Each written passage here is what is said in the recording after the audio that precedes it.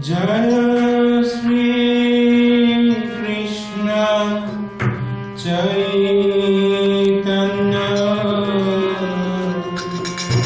Prabhu Nityananda Sri Advaita Gadadhar Sri Vashadi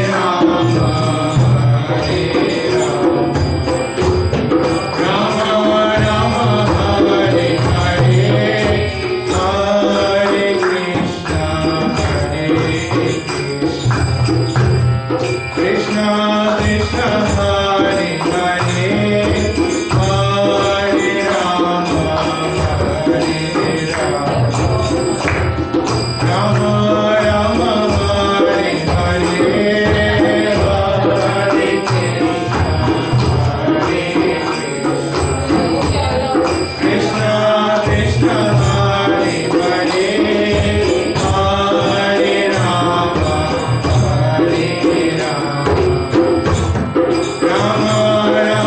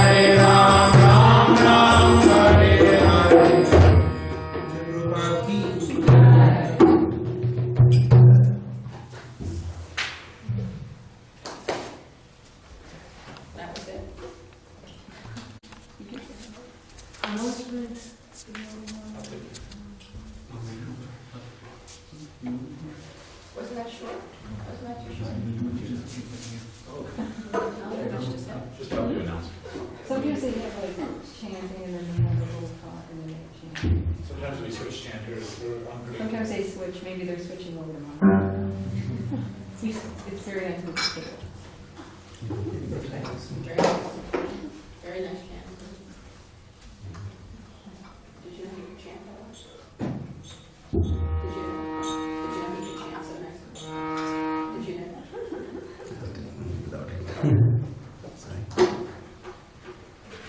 He's from Vietnam. Yeah, you're all gifted. This is like, Yes.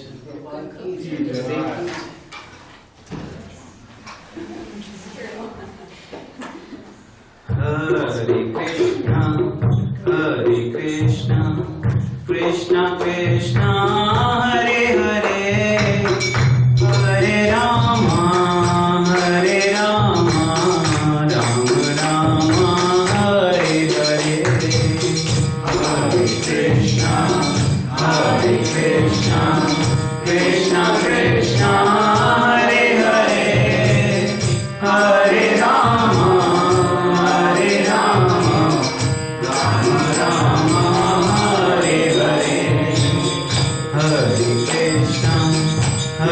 Krishna, Krishna Krishna, Hare Hare, Hare Rama, Hare Rama, Rama Rama, Hare Hare, Hare Krishna, Krishna Krishna, Hare Hare,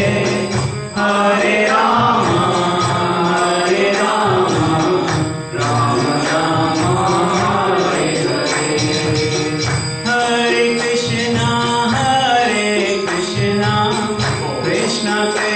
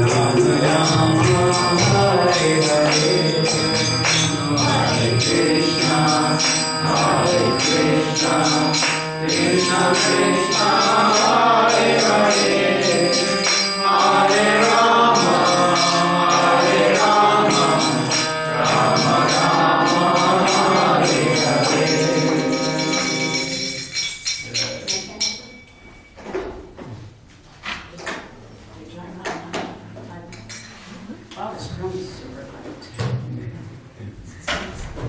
All right, hold on. Okay. I have to go back out and come back. I'm not ready for announcements. All right. This is such a nice chanting crowd here that I can't resist. But I don't know if everyone's familiar. We're just going to chant Jai Radha Madhava for a few minutes here before that, of course. Jaya Radha Madhava Kunja Vihari.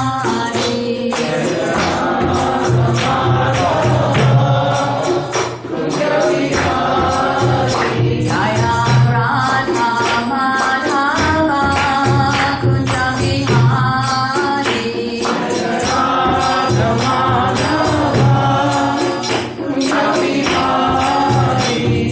Gopi Chanda Vallabha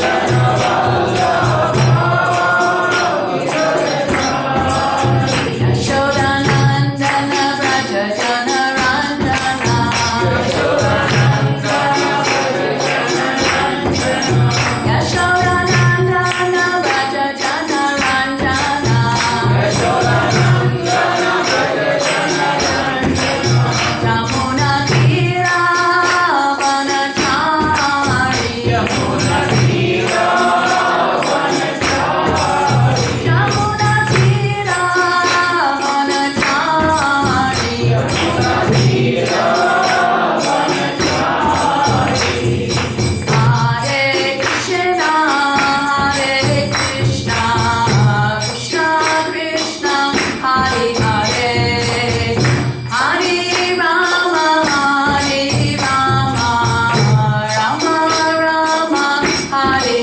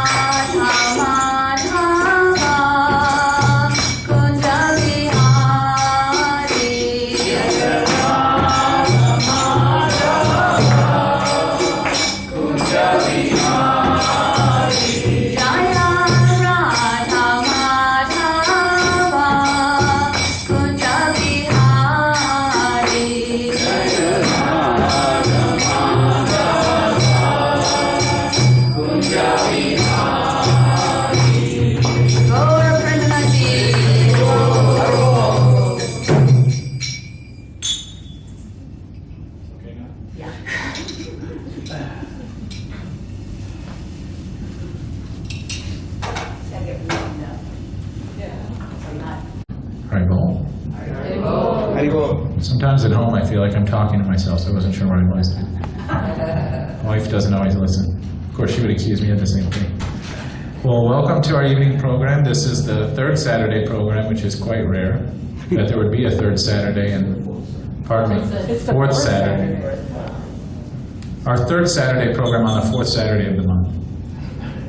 No, we had the third Saturday last. There's too many Saturdays. These devotees are killing me. Anyway, so we normally don't meet on this Saturday for many reasons, but this Saturday we've convened to welcome a special guest to our humble community. Before I introduce our guest, I just want to make a couple of announcements. First is that on the schedule that was originally sent out, there was a program scheduled tomorrow morning from 7 to 9. Despite the fact I booked the airline ticket and I wrote the schedule, it didn't occur to me that we'll need to move that program a little earlier in the morning. So if you're thinking about coming for tomorrow morning, the program will start at 6, not 7, because our guest has to go to the airport. So that's that update. I know Truni will be there at 3:30 in the morning. I'll be going to work at 6. Okay. I was just teasing. Also, we have our regular satsang program next week here in this room, June 6th. Okay, that seems like an important day in history in the U.S., but I don't know why. D-Day, okay. Not that that's relevant. Anyways, so those are the announcements. And then I will welcome our guest from Tucson, Arizona. Her name is Sadamini Devidasi. She's the temple president of Tucson, ISKCON Tucson, which is a wonderful little temple, is it classified as? Well, if you count the fish, the birds, the turtles, Yeah, there's a lot it's a there. maha big temple. It's a huge temple. Haribo! Tucson is an interesting temple because it's like a campus, and they have a big aviary there. An aviary, for those of you who didn't know, like me, was a big enclosure for birds. And they have a peacock. And so, for some reason, they asked me to give a class, and I did. And right as I started, this peacock started to put all its feathers out and was trying to yell over me. So I just assumed that was an indication that I shouldn't be giving class. Anyways. So Sadamini Devidasi took initiation in May of 1975. I was putting that in perspective, I wasn't born yet. So she's been we'll just say she's been a devotee for a long, long time. Initiated by Srila Prabhupada, obviously, at that time. She's been a part of the Arizona scene for quite a long time, and prior to that in San Diego as well. There's a famous picture, at least famous to me, of Srila Prabhupada sitting in an airport terminal. And on one side is, who is that on his right? It's a Swami, but I don't know. Well, Ramananda was there. That's Brahmananda. Swami was sitting on his right, and off in the corner is this little person named Sadamini. It was taken in the San Diego airport, actually, right? In San Diego. So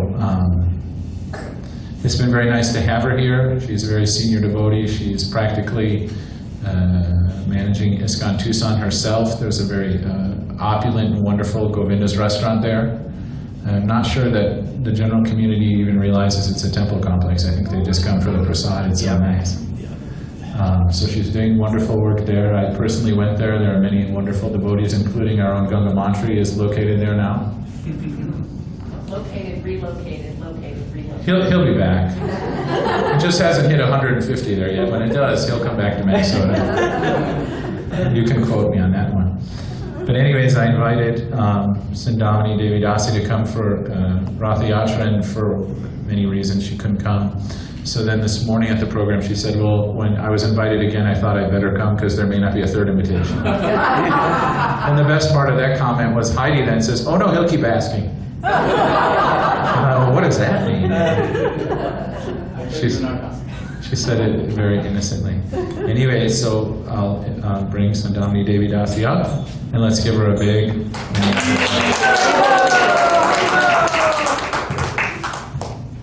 I just want to say thanks for coming and for giving all these nice programs for us. Well, I have to keep everyone's laughing. You know, but I'm not quite as clever as all of us, so I have to tell a joke. Okay, the joke is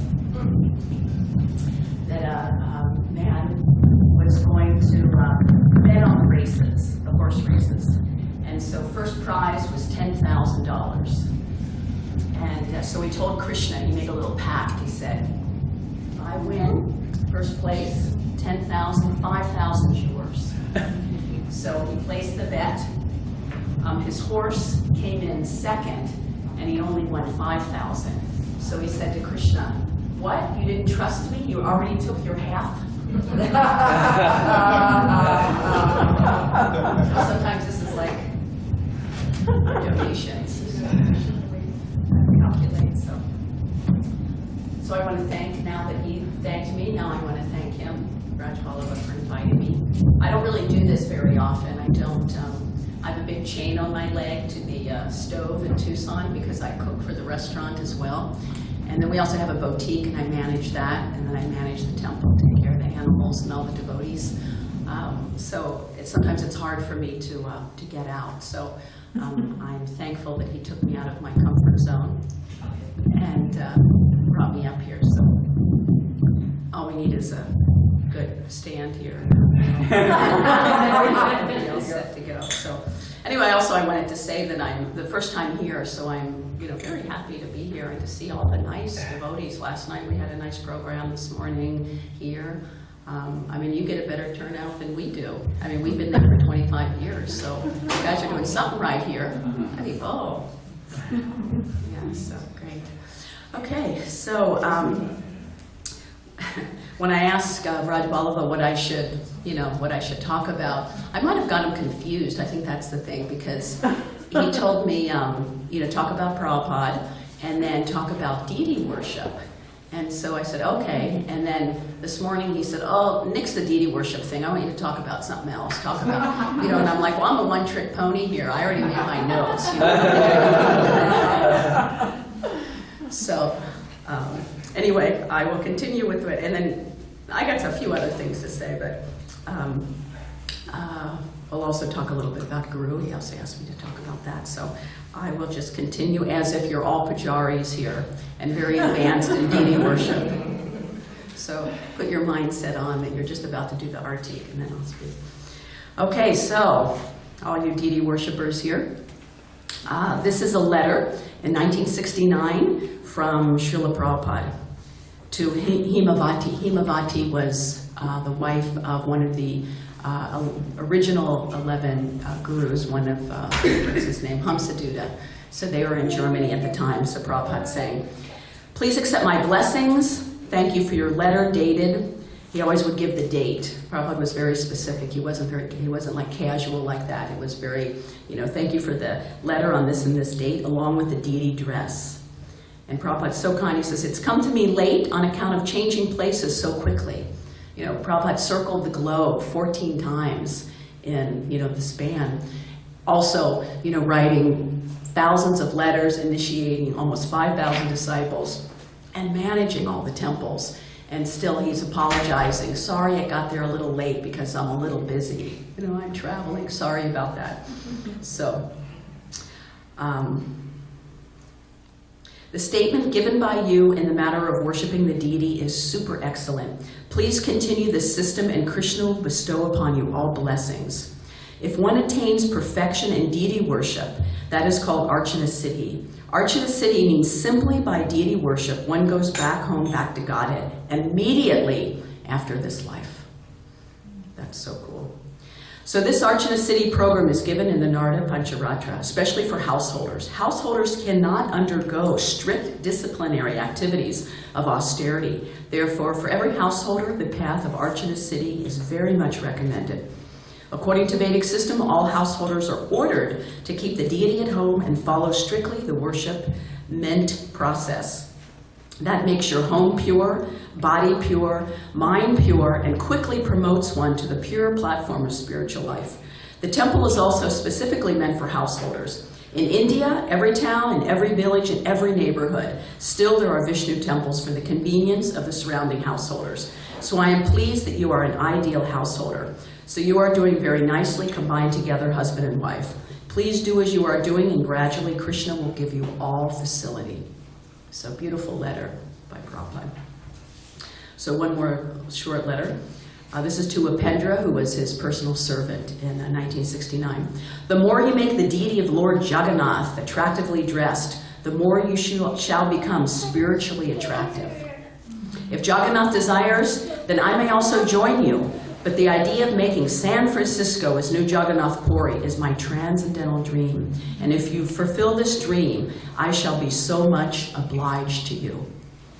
So, when I was a younger devotee, I was always told, you know, the more we decorate the deity, the more we engage in that kind of personal worship of Krishna, then the more we're decorating our heart and we're decorating ourselves. That propensity of everyone, and in particularly ladies, to want to dress up nice, to look good, wear some jewelry, comb the hair, do different things, that propensity will be lessened in the sense of, because we're giving all attention to Krishna. And when we do that, you know, then our own bodily concepts and our own spiritual realization will blossom. In Krishna book, in the prayers of the personified Vedas, it's explained that of all of Krishna's qualities, his most amazing quality is his mercifulness. So Krishna comes in his deity form to give that mercy. Why? Because we can give our love, we can give our devotion, we can sew, we can clean, we can make garlands, you know, we can do personal service. Everywhere in every scripture, it states that one should love God. That's universal. But how to love God, how to develop that relationship. Just like if I said, I have someone in mind for you. I have a husband or a boyfriend or something. And they say, well, what does he look like? Well, what does he do? What is he like? You know, well, I don't know. Well, I don't know, but you're supposed to love him anyway. So that's a little difficult. So in Krishna consciousness and the Vedic philosophy, the deity is there and he comes very mercifully in stone or in wood or in brass or in marble, you know, to accept our service. And by serving in that way, then one develops, you know, actually love, genuine love. In the Indian system, many of the Indians know that the arranged marriage, and has so many good points about that. And one of the points is that, you know, of course, the parents are very concerned that there's a good match because they're thinking, when I retire, I have to live with someone. I don't want to go to the old age home. So they want to make sure that they have a good partner. And, you know, they do so many things. They do astrology, they do the family lineage, the gotra, things like that. But they want to make sure that, you know, that there's love there. But even in the beginning, there may not be love because you're just meeting a person. How can you love someone immediately? But gradually. And how do you do that? Through service. You know, the wife cooks, the husband provides, you know, the house is clean, the, you know, different services. So we're able to do these services in temple life, and particularly in deity worship, because it allows us to offer that intimate service that wouldn't normally, or in other types of traditions, wouldn't be able to be there. So we can focus our love and our service. And we see that that's Krishna's love for his parts and parcels. In Bhagavad Gita 2:64, it explains, while contemplating the objects of the senses, one develops attachment. And from such attachment, then we know what happens. The lust develops like that. So the idea is that whatever we contemplate, whatever our desire is, that will focus our mind. Sangat sanjayate kama, from association, then you get desire. There's all kinds of associations out there. You know, there's women's clubs, there's, you know, Better Business Bureau, there's students clubs, there's all these things. And why? Because when you associate in that way, then you get enthusiasm. I took a course, I'm one of the, working with the child protection in ISKCON. and a policeman came, a detective came, and he was giving a presentation, and he was saying that it's so difficult, there's so many pedophiles, and that now online there's pedophile groups. And so all you have to do is type in, and then you're zeroed right in on all their perversion, and they have all their magazine, they have this and that. And why is that? Because, you know, they want association. So association, you know, it's natural. If you associate with thieves, you become a thief. If you associate with drunks, you start drinking. So if you associate with devotees, if you associate with the deities, then you become, not that you become the deity, but you associate with devotees, and then you develop, hopefully you develop good qualities, because Krishna is all pure, and by associating with that, and particularly with devotees, it's stated that sometimes up to 90% of our advancement is association. So it's important to select good association and become good association. Not that we're always just simply wandering, I need good association, I need good association.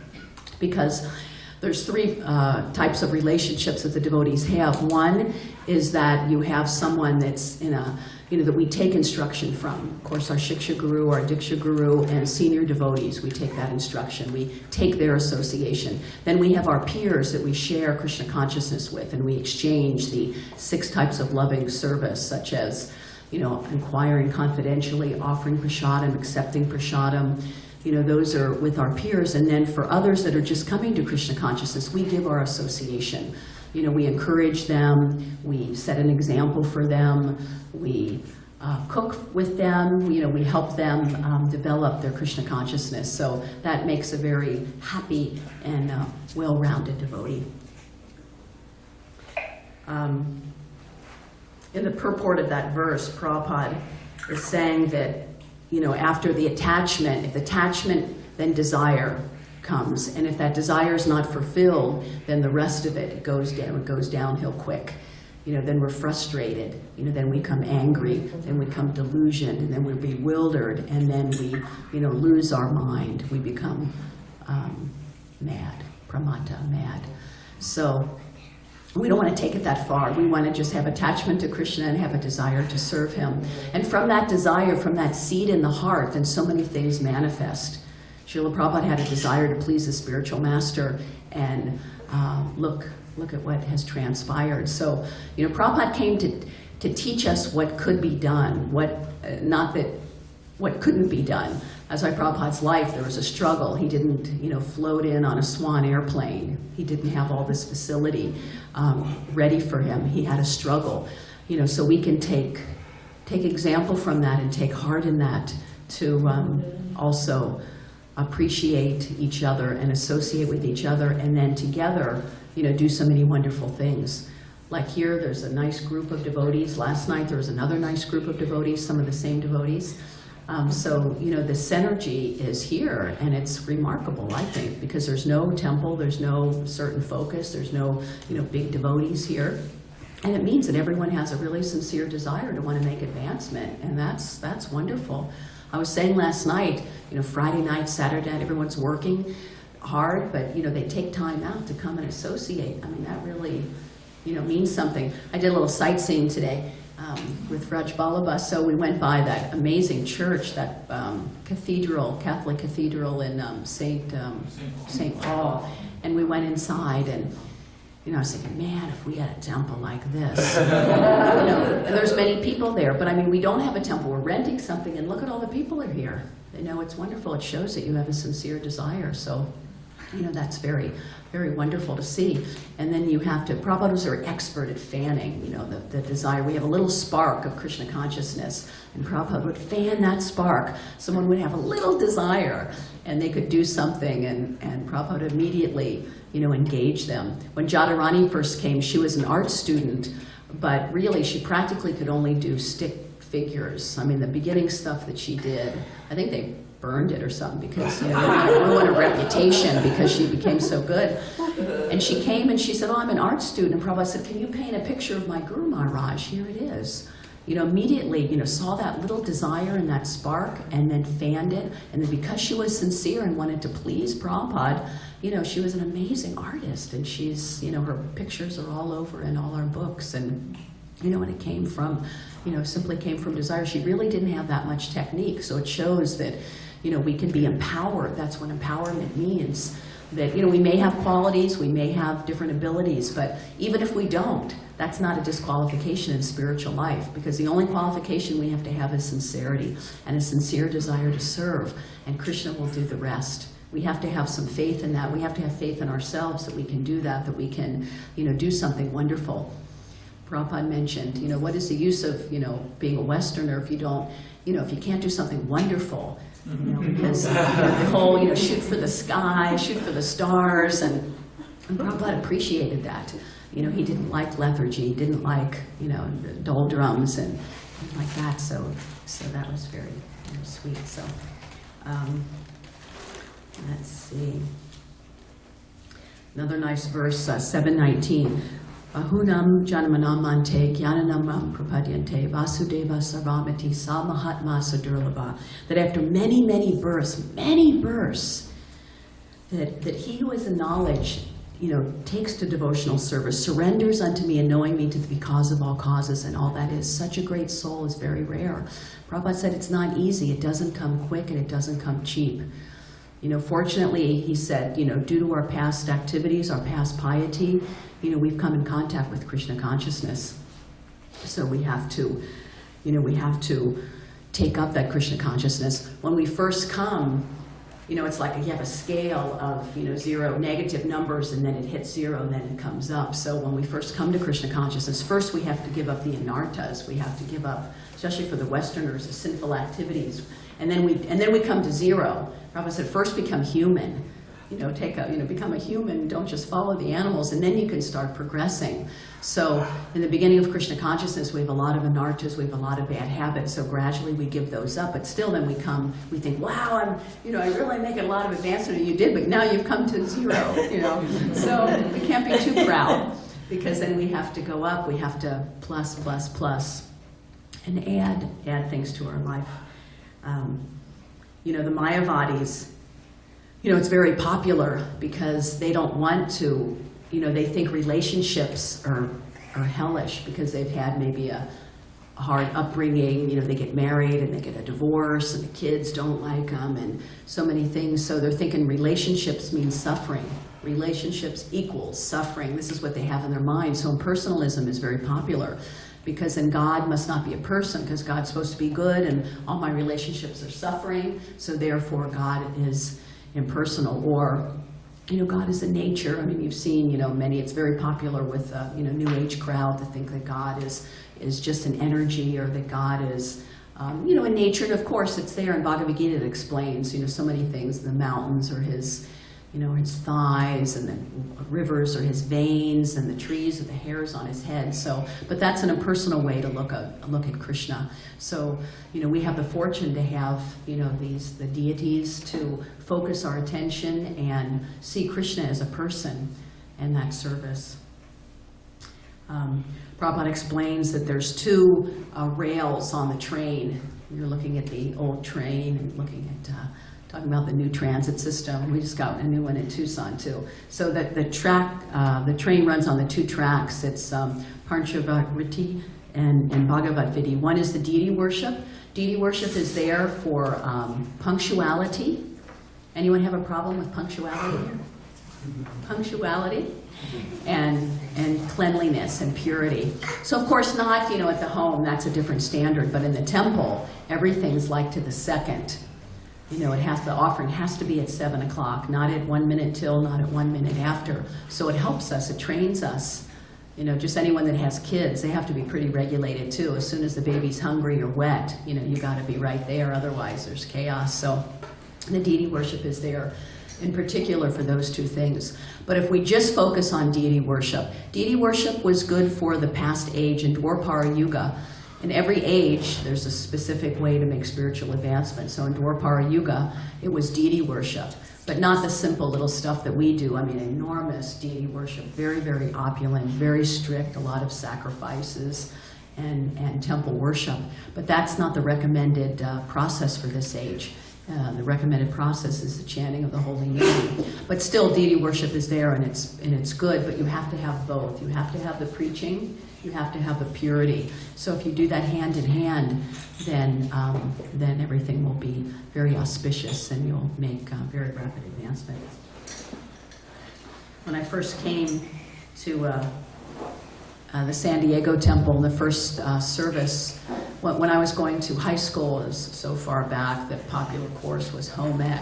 No one even hear of that anymore. So we learned a little sewing, we learned a little cooking. So I had, a little talent in sewing. So, they said, can you sew for Lord Jagannath? And so I was like, wow, what an opportunity. And it just absorbed all my senses to be able to do that, to be able to design and, pick out cloth and put on that, sew all the trims and everything. And I was even able to, after that, when Prabhupada came to San Francisco, the Rath Yatra in '75, they needed to sew the cloths that come down over the cart. And so they asked for seamstresses. So somehow, even though I wasn't that qualified, somehow I puffed myself out to that I was very qualified, so I'd be able to go up there, because I knew that Prabhupada was coming early and I'd get some chance of having some association, and I did.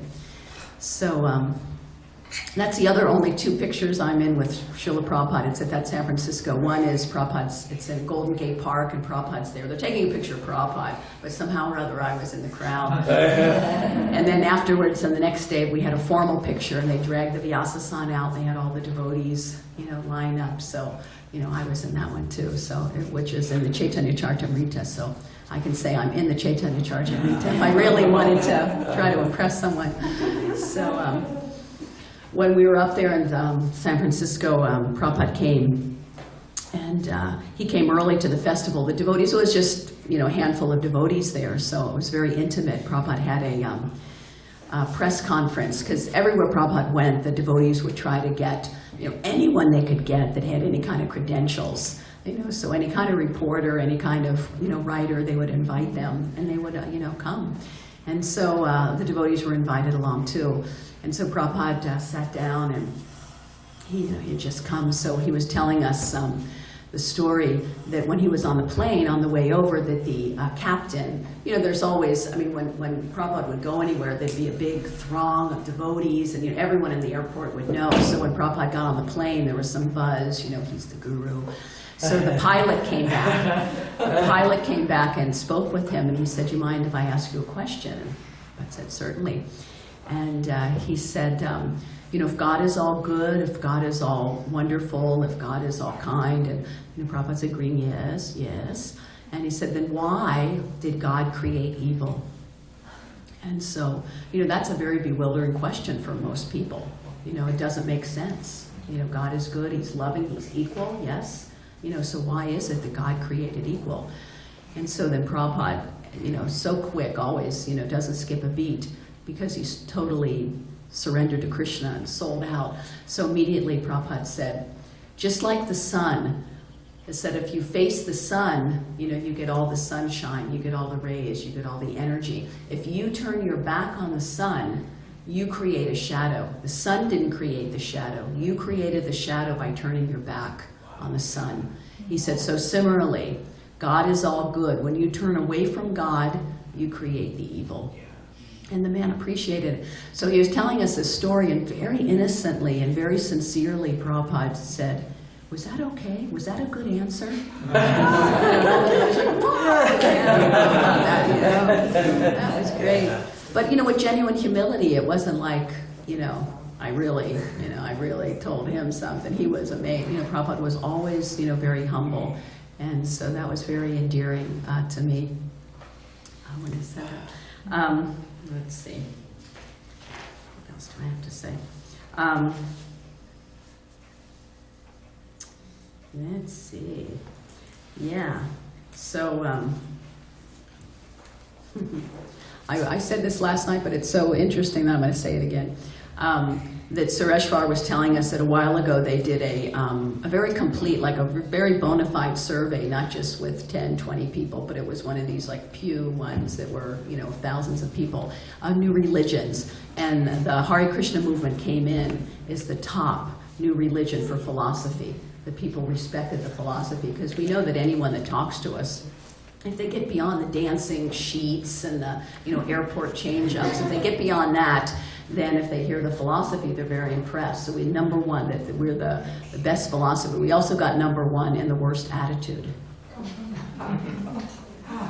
So devotees have to be very careful, because when you do have the philosophy, then the tendency is to maybe get a little puffed up, or that my dad's better than your dad syndrome, with other religions and things like that. So that's a real wake-up call for the devotees to, be very, compassionate to others and very considerate, and not come off like, we're anything special, because, we're special. How are we special? We're not special, but somehow or other, we got the mercy. Somehow we could have been a dog in our last life, and some devotee, was chewing on a samosa and threw it out, and we got it. So then we, took human birth and stumbled into the temple. So how is that? We should be puffed up, because we got, It's funny, for what this devotee with the group was in England, and he was. I think he came to the movement, but he was kind of famous in England for doing past life regression. So that's all the devotees need to hear. Someone's doing that, and they just line up here. So he was writing another book, and so, naturally, you find devotees so interesting. And so he was, saying, oh, and you were the Maharani of Jaipur, and you were the Raj of so-and-so. I'm thinking, no one's like the Beediwala, who just somehow or other got a little mercy somehow. So, we have to remember our humble, we should be humble and think, of our humble beginnings, and, not come off like that. So, so Krishna consciousness offers the whole package, with the deity worship keeps us pure. We have to be careful not to become sahajiya. That's why we have to preach. We have to spread Krishna consciousness and not just, do something from another age and just do worship, because we have the prescribed process is chanting, so we have to do that. We have to chant japa with ourselves. We have to come here in a community and chant together like we were doing so beautifully. And then we have to take it even further. It goes from the nucleus ourselves, and then we spread it a little further, a little further, a little further, a little further. So, out in the community. So, it's glorious. You have that Rath Yatra, and any such festivals and satsangs. Katie was talking about joining up with big veg out festival they have at the university, and having a prasadam table, and going beyond. I'm a vegetarian because it's healthy. I'm vegetarian because for different reasons, but actually to our philosophy of that every living entity has a spirit soul. It was like going down memory lane. I went to a Catholic high school, grade school, church every day, and we went back, and then I was like, yeah, I remember this. But God, I lost my train of thought. Church, Catholic, spirit soul, yeah, and the Catholic Church. Look, they're so opulent. They have so much influence. They have so much money. But they didn't think that the animals had souls. That's like such a fun, that's not even ABC, that's just A in our philosophy, that you're spirit, soul, you're not the body. And every living entity has a soul. What are the qualities of the soul? If someone has a soul, you're born, you grow, you produce byproducts, you dwindle, and you die. Every living entity goes through that because of the presence of the soul. It's such a simple principle, but they don't get it. So, so we have our deity worship to keep us pure. We have chanting. We have association. We have prasadam, our secret weapon, prasadam. I was telling at our temple president's meeting about a devotee that was coming to our restaurant, and he was a very highly motivated person. He was a triathlon. He would go I think he would, after he would swim and run and jump, and then he'd come into the restaurant because he'd be famished, and he would eat and eat, and he would just graze, all afternoon on the buffet. And I was thinking, from a material point, I was thinking, oh my gosh, this guy is, you know, might as well bring a horse in here. He's like eating everything. I was like, no, he's becoming purified. He's becoming purified. And then sure enough, you know, he was coming, he was eating, you know, the first thing he, you know, just picked up this brochure, and then the next time I saw him, you know, he had a book opened, and the next time he was at the Sunday feast, and, you know, it went like that. And then he ended up, he's, you may not recognize his name, but he's one of the biggest book distributors, Parameshvara, in the country. And he's been that way, not for 1 year, not for 2 years, but for, you know, like 10 years or something, and amazing, you know, all from prasadam distribution. So, you know, we can never underestimate the potency of prasadam. And certain devotees, like Mother Nidra, that Raj Balava knows very well, you know, she's so, I mean, back in, you know, this 80s, I went to Denver and did some book distribution with her, and so sincere, and she would always bring prasadam to the airport. She would, you know, go door to door. She would give the neighbors, and anytime she sends any, she always sends a little gift of prasadam because she's fully convinced. I mean, she knows the potency of prasadam. Sometimes we say it, prasadam, yeah, prasadam has potency, but, you know, we're not really realizing this is Krishna, that taking this prasadam is non-different than Krishna. And so, you know, so enthusiastic to give it out. So, you know, people that take prasadam, they just become purified. It's, you know, so many nice stories. One new householder asked Prabhupada, I just, you know, became married, a new householder. What is your instruction for me? And Prabhupada said, after you cook, you go outside and you say 3 times, if anyone's hungry, please come and take. If anyone's hungry, please come and take. If anyone's hungry, please come and take. And the devotee thought, Prabhupada didn't understand my question. He said, Swamiji, what is the duty of the householder? And Prabhupada said, you cook, you go outside, and you say, if anyone's hungry, please come and take. So Prabhupada was stressing that, you know, for householders, because, okay, they're not at the temple all the time. They're not brahmacharis. They're not going out on book distribution daily. They're not, you know, right there in the thick and thin of it. You know, so what are they doing at home? They're cooking. They have to cook for the family. They cook 3 times a day, at least. So share that with neighbors. You know, let others get that mercy. So, you know, in our own way, you know, we can certainly, you know, take prasadam to our co-workers. We could, I was telling this morning this, you know, we have to know what to take. There was a little bit of this TV show that I saw, and the setting was this American guy was in India doing a call center, and so just that itself is funny. And so then one of the workers come in. He goes, I brought you a burger. And the Western guy's, oh, thank God. He goes, finally, you know, something to eat around here. And he pulls it out. He goes, it's a veggie burger. And then the guy's like, oh no. He goes, all I see around here is yellow mush, and then there's orange mush, and then there's, and then the West Indian man says, stop it, you're making me hungry. So we have to know what to bring. You can't bring your Western friend, you know, some kitchery or something that they don't recognize. Oh, thanks a lot. You know, so you bring, you know, nice samosa, or you bring some cookies, or, you know, you bring something like that. We know the potency is everywhere, even in a grain of rice, we know it's there, but for them, you know, we have to, you know, make it palatable.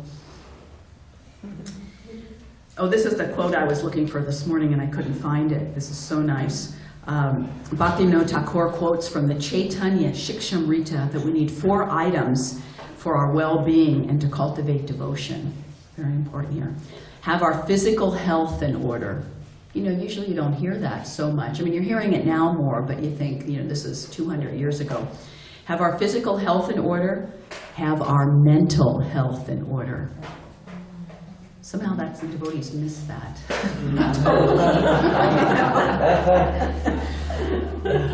Have our social interactions in order, or have, you know, that's an important component, association, and good association, and good relationships. You know, just to come together, but, you know, think, you know, this guy's like this and she's like that, and, you know, have offensive mood, but actually have a nice rasa, nice reciprocation with each other. That's very important. And to learn spiritual truths by study of the scriptures.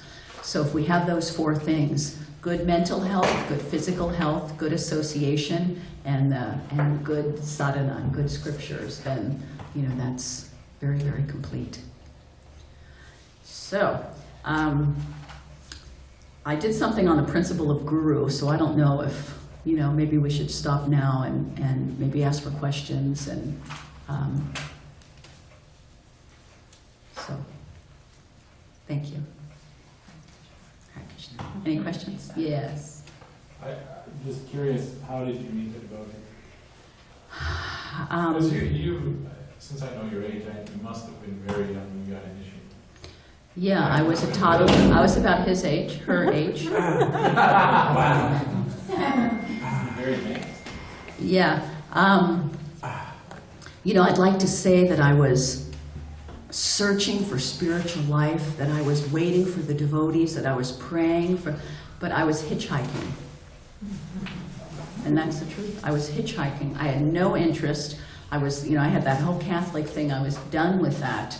And I wasn't, you know, I knew that there was more truth out there, and I knew I wasn't going to find it in the Catholic religion. So I stopped going to church, and, you know, just had a vague idea. It must be in the East.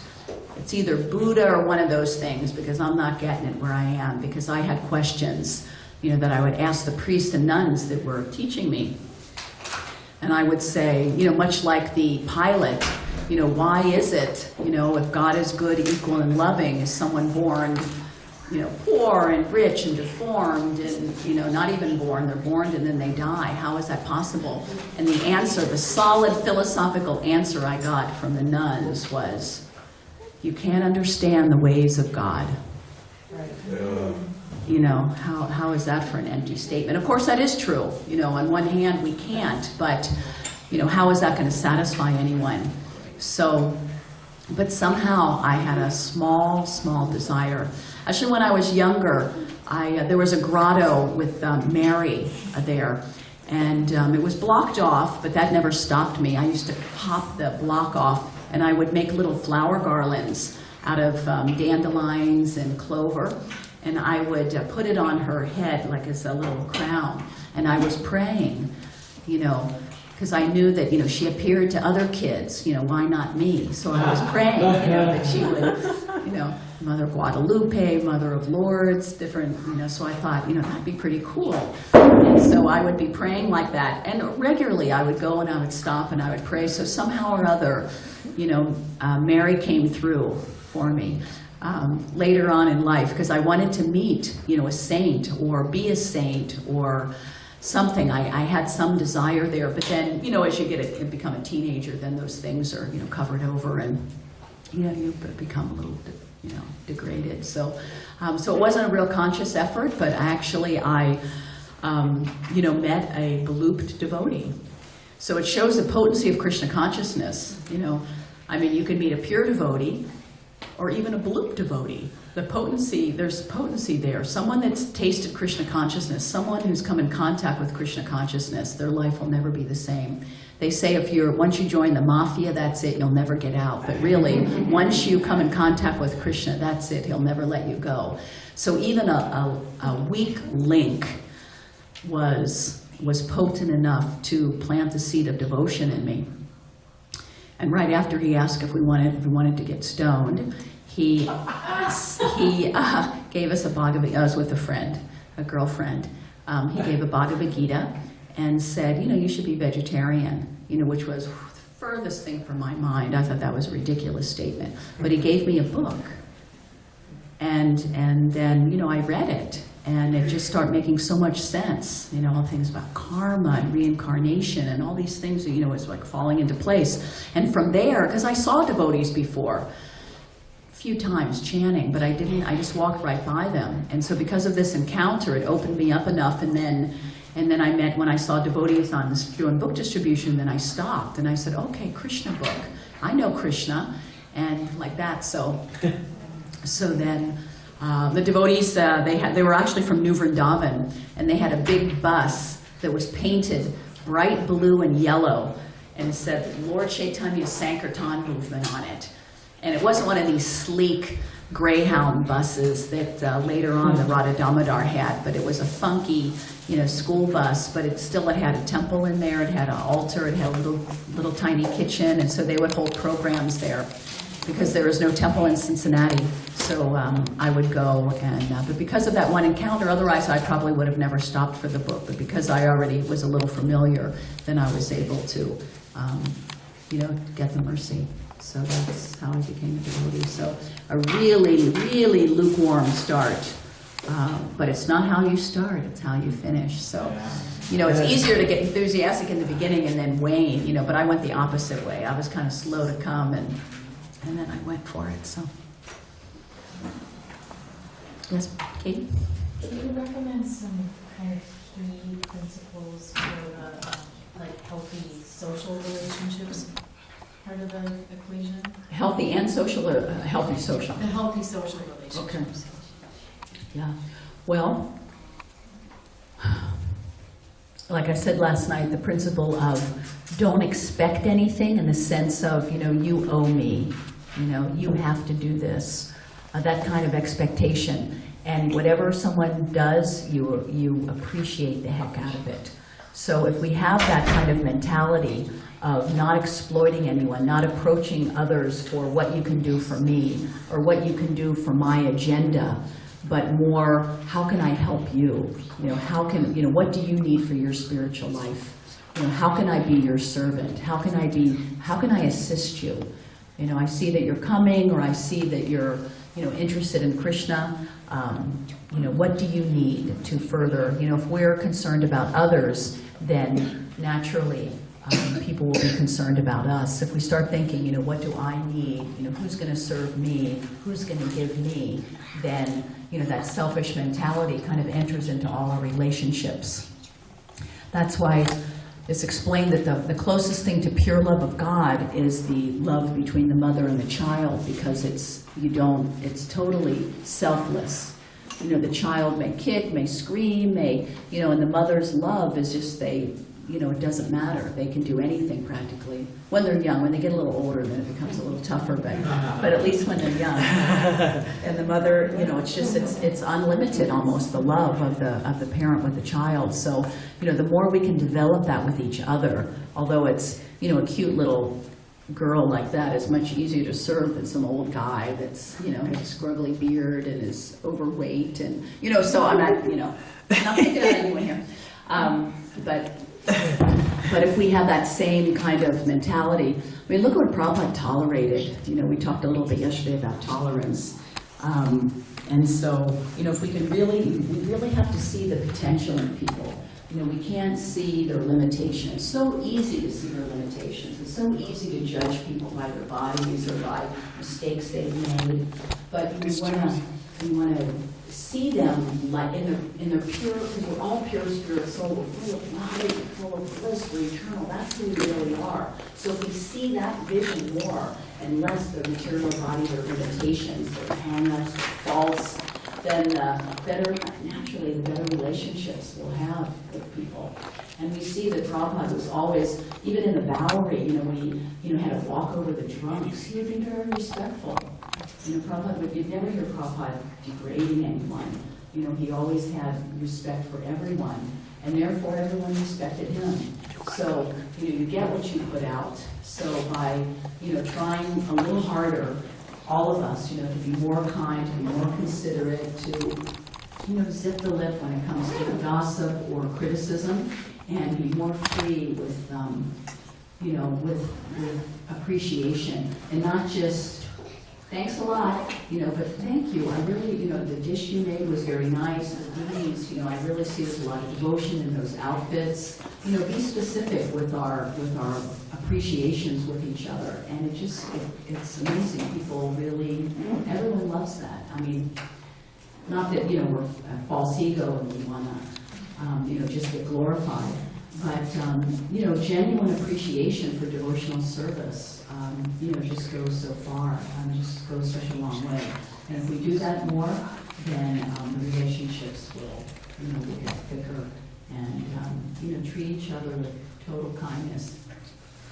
Nityananda Prabhu, who's our GBC in Tucson, told me when he took over the temple in Fiji, the outgoing temple president he couldn't run fast enough already, but he gave him one instruction. They were sitting across they were sitting down on a small table, and he said, if someone, he had a cup of tea or something, because if someone moves, someone does this, moves one cup of tea from one side of the table to another, he said, you appreciate that. Sayonara. So he said he remembered that instruction. Someone does something little, and you appreciate. I mean, genuinely appreciate that, not like thanks for nothing. What was that supposed to mean? That didn't help at all. Why don't you do something concrete? Why don't you take out your checkbook, will you? We like to say that, but whatever people do, and then people want to give more. It's a natural thing. If someone's appreciating, you want to get more appreciation, so you do something else, and you do something else, and if that mood is there, then you have a nice sung of devotees. So anyway, that's why I would say. Yes. I don't know how pertinent it is, but in Krishna consciousness, what is the concept of moksha when we get out of the cycle of birth and death and rebirth? What happens to us? Well, there's different types of liberation, of moksha. There's actually 5 kinds of liberation. One can merge into Krishna, one can have the same opulences of Krishna, one can have the same form as Krishna. There's different types. But for devotees in the Gaudiya Vaishnava Sampradaya, we want to associate with Krishna in one of the 5 different rasas. And the 5 rasas are neutrality, friendship, parental, conjugal, like that. We want to have a personal relationship with Krishna. We don't want to merge into Krishna. Certainly that's, to devotees, that's that's a hellish existence that we want. And really, if one becomes pure, one doesn't even want liberation, in a sense. One just wants to serve. Krishna, if you want to put me in hell, put me in hell. If you want to send me to heaven, send me to heaven. I just want your service.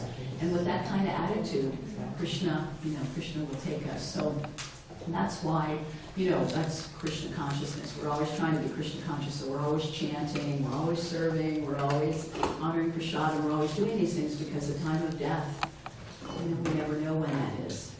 Someone asked Prabhupada about, he goes, I read that in your school, the Western, and I said that sannyas is meant for old people. Why are you giving these young guys this sannyas?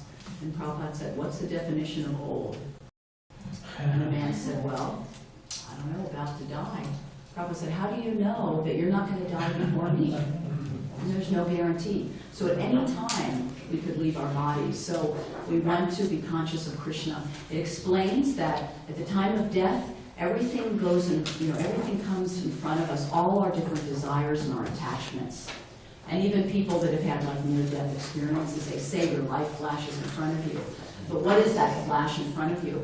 Everything's coming up, and whatever we're most attached to, that's what we're going to focus on. And then Krishna fulfills our desire, what we desire and what we deserve.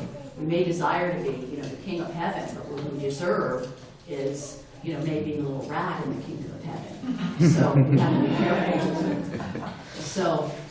So in Krishna consciousness, we want to always be conscious of Krishna. So at the time of death, then we think of Krishna. And it's not something artificial. I can live a materialistic life or even a semi-devotional life, and I'm going to force my mind to think of Krishna. No, because that's such a shocking experience for us. I mean, leaving our body, however that's going to be, but we like focus on what we're most attached to. So if we're attached to Krishna, then we go to Krishna. And we enter that Goloka Vrindavan, which is the most intimate. But there's so many planets, there are innumerable spiritual planets, and one's a devotee of Lord Shiva, one's a devotee of Lord Ram, one's has different desires, then our desire carries us to our next body.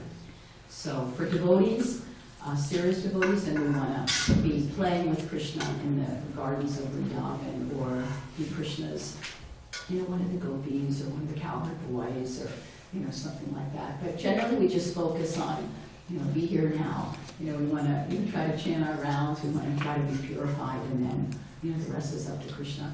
So one devotee said to Prabhupada, Prabhupada, I don't even want to be liberated. I just want to take birth again and again and save the conditioned souls. And Prabhupada kind of shook his head and he said, Kali Yuga is getting worse and worse. You don't want to hang around. Just try to get out and go back to Godhead. So.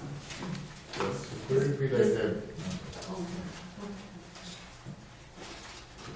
Would there be like a big party going on? A big party, biggest you've ever Big seen. night? Biggest you've ever seen. That's where partying came from the spiritual world. This stuff we do down here, that's nothing. I just wanted to add to that. We had this friend, and we told him all about Krishna and how important it is to think of Krishna at the time of death. And he said, "Well, I'm not going to chant all the time. Just at the time of death, I'm going to just say Hare Krishna." And so this guy was like kind of a mountaineer kind of guy. He was always camping and out and about. So he went on some whitewater canoeing by himself, and he went under. The canoe went on top of him, and he was under it, and he was drowning. And somehow he got out of it, but he almost died. And he came back and he said to us, "You're right. At that time, all I could think of was trying to get out. I didn't say Hare Krishna." He didn't realize till like about half an hour later. I didn't even think to say Hare Krishna. And so, kind of, not that he started chanting after that, but he did have a little realization about that. To practice it is, that's why we're practicing, so that we can practice. Yeah, you can't cheat Krishna. Krishna says about gamblers, I'm the greatest cheat, so you can't try to shortchange him. There's a nice story. There was a sannyasi in our movement in the very beginning, and he was, just a sannyasi for maybe 4 or 5 years, and Prabhupada left, and then he gave up his devotional service. So then, gradually, living a materialistic life, a very degraded life, actually, and then he got married. And he didn't tell his wife anything about, what he did for 5 years, 10 years ago, and he just let it go. And then he got sick, and it was the time of his death, and he was there. He had some kind of disease, so it was not gradual, but, she was expecting that he was in bed. And so he was leaving the body, and then all of a sudden, he looks up and, he says, Prabhupada, you're here. And then he leaves his body. So this lady's saying, Prabhupada? Who's Prabhupada? She's looking around, who's Prabhupada? So she went online, who's Prabhupada? And then it's in Hare Krishna, so she actually went to the temple that was near, I don't remember where they were. Mataji told me this story.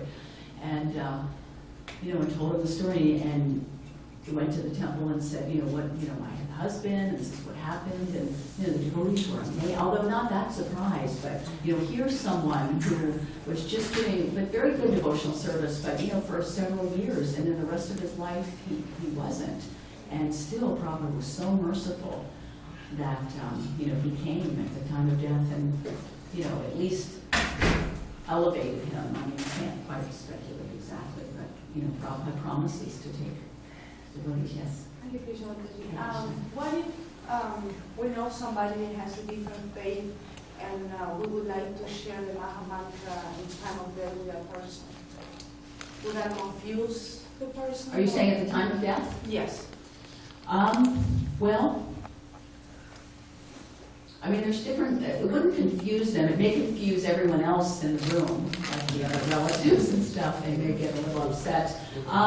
It depends on the circumstance. Sometimes if they're a little bit open, or you can always, get some tulsi leaves and put that on them, some holy water, some Ganges water, and anoint, even if you have to do it kind of subtly, just like rub their head with it.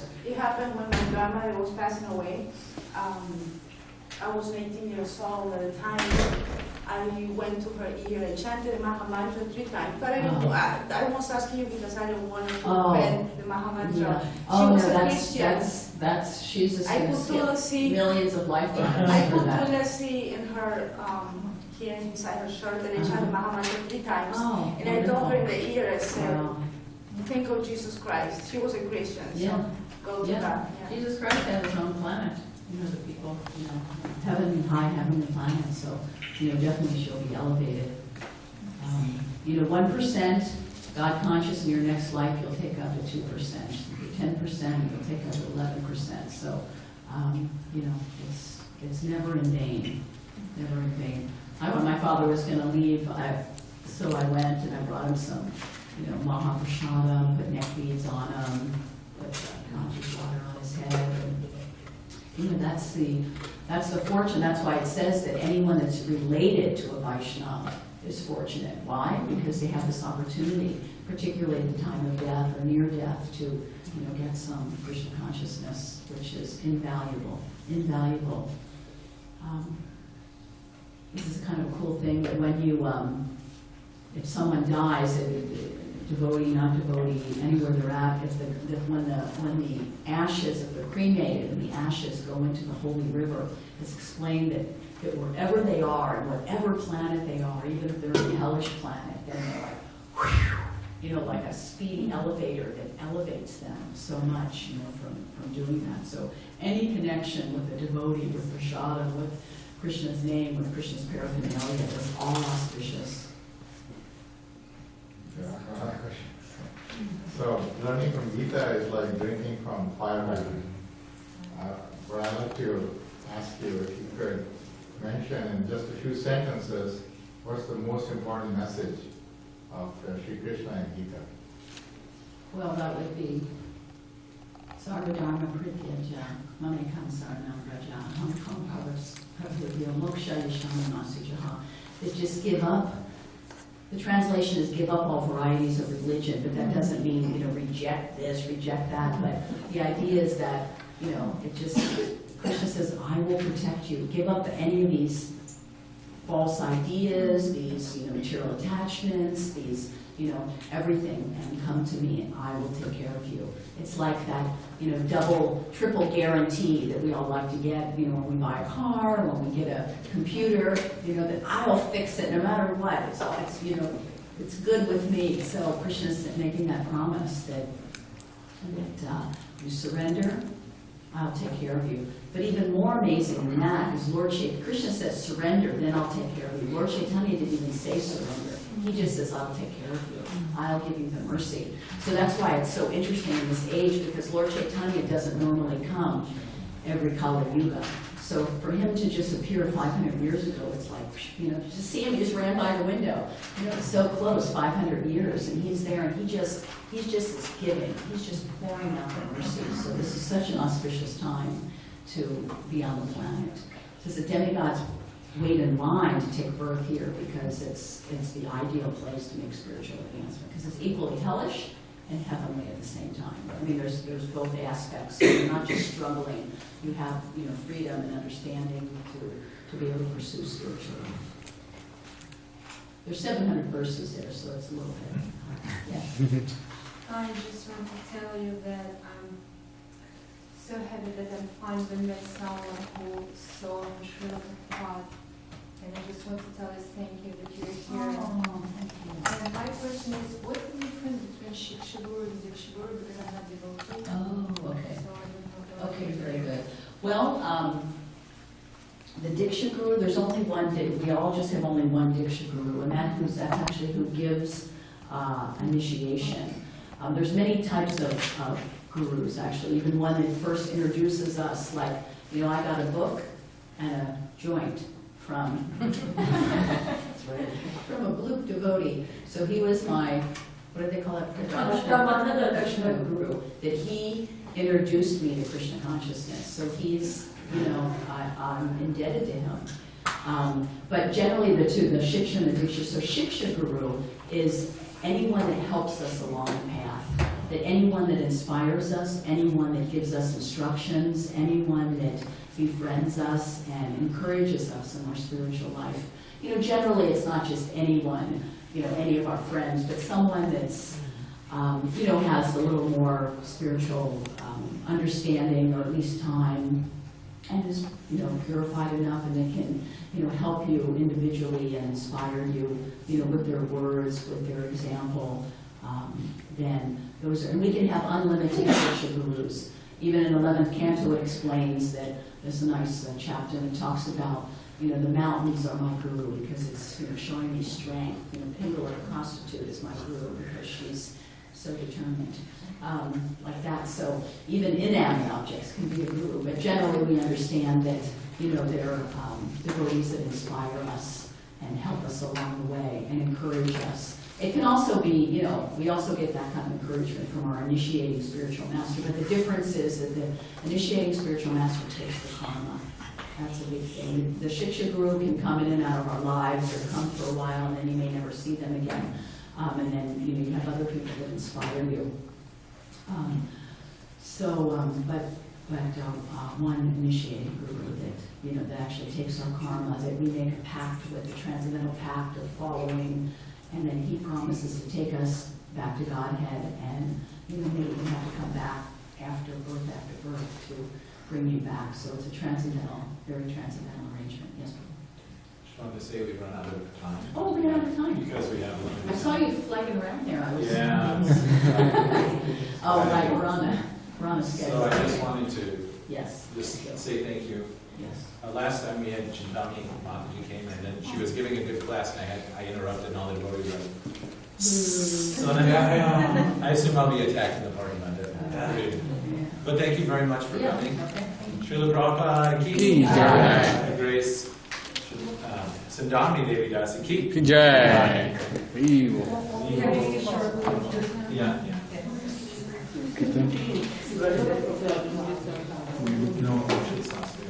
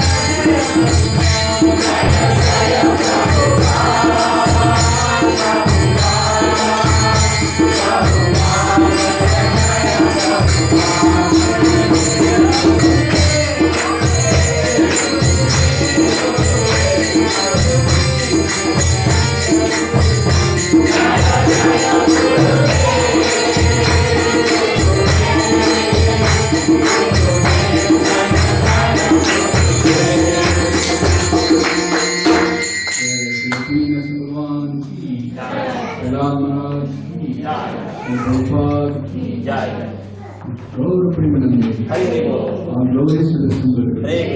All glories to the symbol. All glories to the symbol. All glories and glories to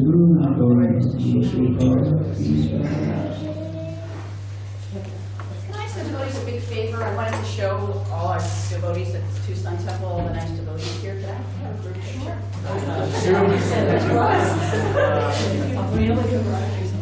Yeah. Okay, how do we do it?